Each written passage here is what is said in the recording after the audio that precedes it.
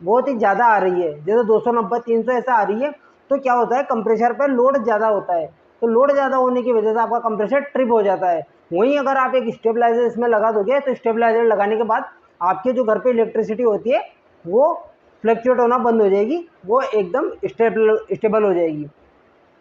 तो फिर आप जब स्टेबलाइजर लगाकर एसी रन करोगे तो आपको ऐसी कोई प्रॉब्लम नहीं आएगी, आपका कंप्रेसर जो नॉर्मल एम्पेयर लेता है उसी एम्पेयर पर रन करेगा। तो ये तो होगा इसकी पहला रीज़न कि इसमें वोल्टेज की वजह से प्रॉब्लम आती है। दूसरा रीज़न है इसका, अगर आपके जो एसी है वो अगर कहीं से चोक हो रहा हो, जिस वजह से भी आपका